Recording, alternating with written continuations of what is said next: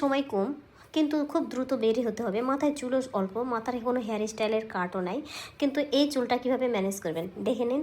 কয়েকটা hair style আমি দেখাইছি এই ভিডিওর মাধ্যমে। যে সকল আপনারা খুবই অলস, কোনো রকমের কোনো হেয়ার স্টাইল পারে না, যত্ন করে না, তারাও পেরে যাবেন।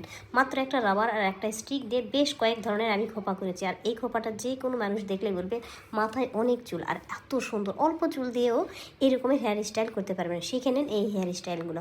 আর কোন ধরনের হেয়ার স্টাইল আপনারা চান অবশ্যই কমেন্ট করবেন।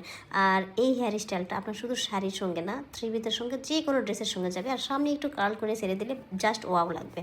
তো যে সকল আপুরা পারেন না একেবারে চুল বাঁধতে, তারাও পেরে যাবেন। একবার বাসায় ট্রাই করে দেখেন, এত ইজি।